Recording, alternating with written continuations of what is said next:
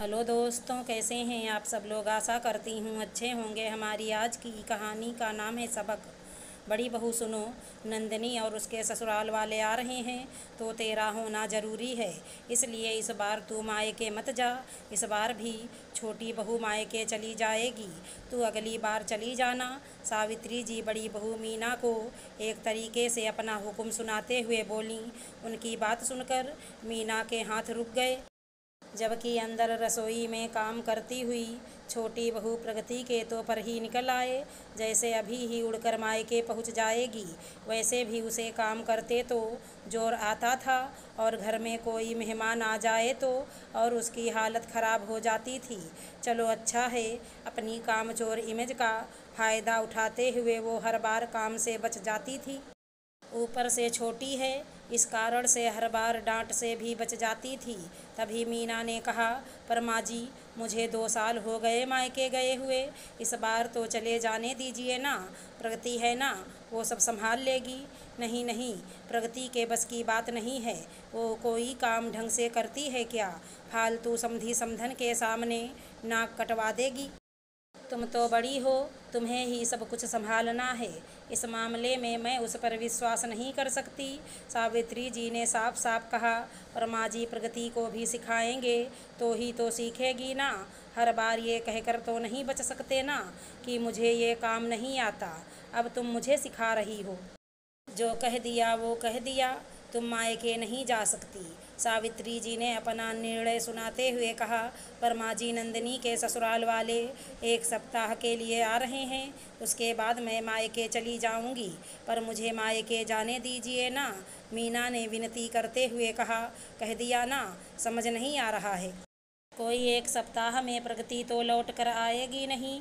अगर तुम भी चली जाओगी तो फिर यहाँ का काम कौन संभालेगा। नंदिनी के ससुराल वाले तो 1 सप्ताह बाद चले जाएंगे, लेकिन नंदिनी तो यहीं पर रहेगी।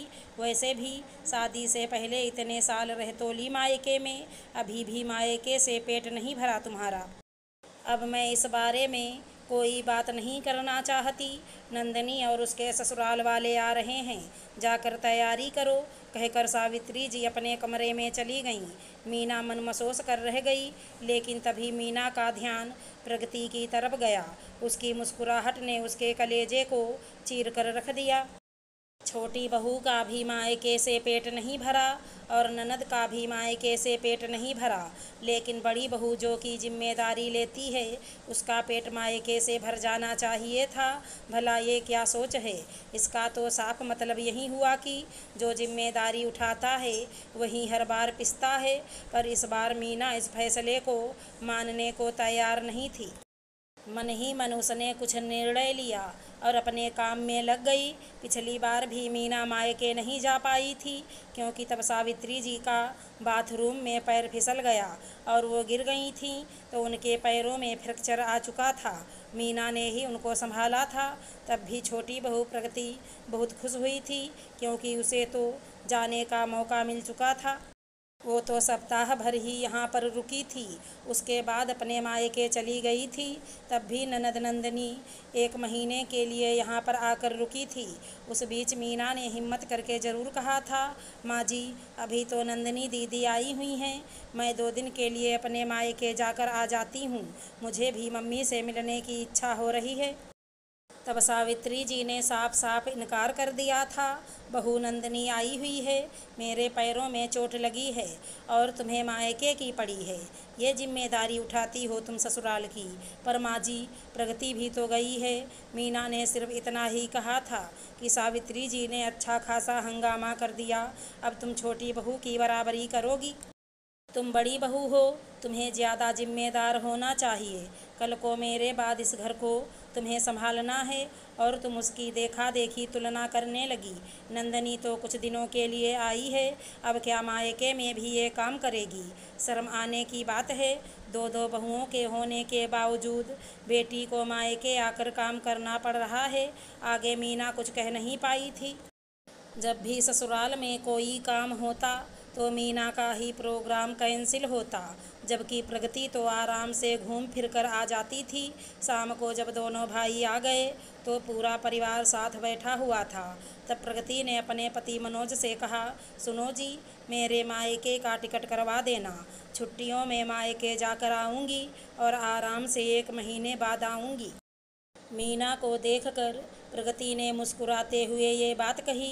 तभी मीना बोली, हाँ देवर जी, पर टिकट 1 सप्ताह का ही करवाना, क्योंकि नंदनी दीदी के ससुराल वालों के जाने के बाद मैं अपने मायके जा रही हूँ और इसके लिए मैंने टिकट ऑनलाइन बुक करवा ली है।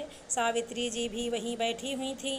मीना की बात सुनकर वो बोली, पर बहू, मैंने तो मना किया था ना, फिर क्यों अब तुम अपनी मनमर्जी करने लगी हो? माँ जी, नंदिनी दीदी तो 1 सप्ताह के लिए अपने ससुराल वालों के साथ आ रही हैं। उनके ससुराल वाले तो 1 सप्ताह बाद रवाना हो जाएंगे, पर नंदिनी दीदी तो यहीं पर रहेंगी, तो वो संभाल लेंगी। पर मैं इस बार अपने मायके ज़रूर जाऊंगी।